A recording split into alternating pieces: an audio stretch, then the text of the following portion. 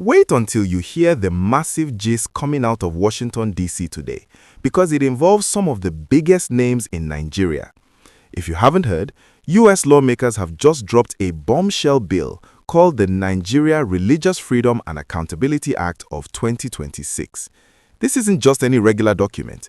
It's a move that could seriously change the lives of top political figures and groups we all know very well. Before we dive into the juicy details, please take a second to like this video and subscribe to the channel so you never miss out on the latest updates. The big news is that 5 influential U.S. lawmakers, led by Chris Smith and Riley Moore, are pushing for serious sanctions against former Kano state governor and huge political leader Rabiu Musa Kwankwaso. Can you believe it? They are claiming that his past policies and actions have contributed to religious tension in the country. We're talking about potential visa bans and even freezing any assets he might have in the U.S. This has sent the political world into a total frenzy because Kwankwaso is a giant in Nigerian politics. But wait, the gist gets even deeper. The bill doesn't stop with him. It also targets major groups like Miyetti Allah Cattle Breeders Association and Miyetti Allah Kautalhore. The U.S. lawmakers are calling for these groups to be investigated, and they even want to label certain Fulani-ethnic nomad militias as foreign terrorist organizations. They are saying that these groups have a role in the violence happening in the Middle Belt, and the U.S. wants to see real accountability. Now, why is this happening right now? It's because the U.S. government is putting a lot of pressure on Nigeria to protect religious freedom. President Donald Trump has already tagged Nigeria as a country of particular concern, and this new bill is the next big step to make sure the world is paying attention. It's all about protecting people's rights to worship and live in peace without fear. If you're finding this interesting so far, don't forget to like the video and subscribe to stay joined in the conversation. Of course, not everyone is happy about this. Back home, many leaders in the House of Representatives are pushing back hard. They are saying that this is an attack on Nigeria's sovereignty and that the U.S. doesn't fully understand the local situation. They argue that the issues are more about land and security than just religion. It's a huge diplomatic tug-of-war, and the stakes couldn't be higher. This story is developing fast, and it's going to be a major talking point as we head toward the next election season. What do you think?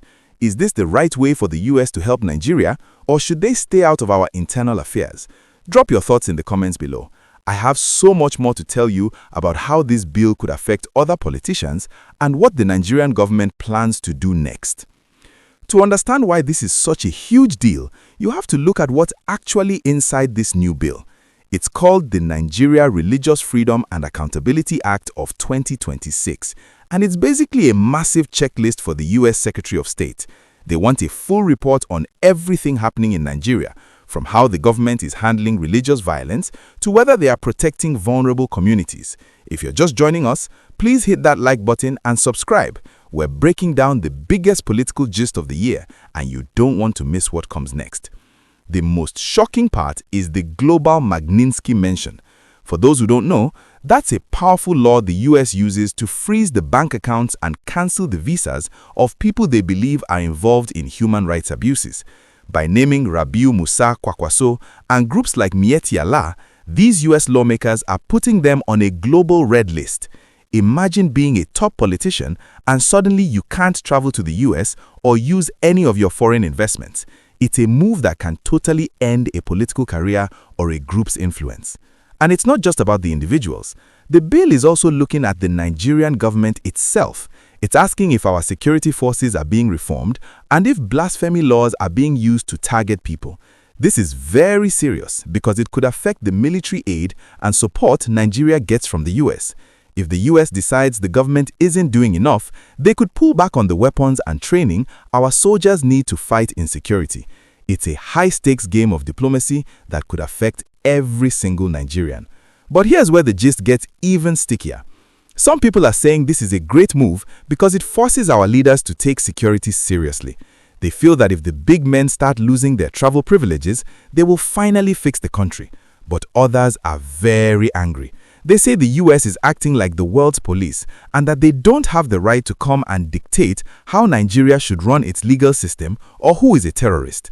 They believe this could actually make things worse by causing more tension between different ethnic groups. So, the real question is this bill a helping hand or a heavy hand? The US says they are standing up for persecuted brothers and sisters, but the Nigerian government says we are already doing our best to keep everyone safe. It's a he said, she said situation at the highest level of government. If you want to stay updated on how Kwankwaso and the other groups respond to this, make sure you are subscribed and have your notifications on. This is one story that is only going to get bigger. I have even more details on how the Nigerian government is planning to respond and what this means for the 2027 elections. To wrap up this incredible gist, we have to look at how everyone is reacting because the response has been nothing short of explosive. If you are still here and enjoying this deep dive, please remember to like the video and subscribe. It really helps the channel bring you more stories like this one. First off, the Nigerian government is not taking this lying down. The federal government has officially rejected the claims in the US bill, calling them inaccurate and misinformed. They've even gone as far as hiring a major lobbying firm in Washington for millions of dollars to tell Nigeria's side of the story. They want the world to know that the violence in the Middle Belt is about land and resources, not a state-backed attack on religion. They are fighting hard to protect the country's image on the global stage. But what about the people named in the bill? The groups like Miyetti Allah have come out to strongly condemn the threat of visa bans and being labeled as terrorists. They've described the bill as an assault and even suggested that some of these foreign moves are targeting specific religious ways of life. Even the Northern Elders Forum has weighed in, warning that this kind of international pressure could actually make the country's internal problems much harder to solve. And here is the most recent twist. Just a few weeks ago, officials from both the US and Nigeria held a high-level meeting in Abuja. They formed a special working group to talk about these exact issues. It seems that while some US lawmakers are pushing for punishment through sanctions, other parts of the US government are still trying to work hand in hand with Nigeria to fix the security situation. It's a classic case of the carrot and the stick. One hand is offering help, while the other hand is holding a list of sanctions. This story is far from over. With the 2027 elections slowly appearing on the horizon, every move made by the US Congress or the Nigerian presidency is going to be scrutinized. Will the bill pass and change the political careers of leaders like Kwankwaso forever? Or will Nigeria's diplomatic pushback be enough to stop the sanctions?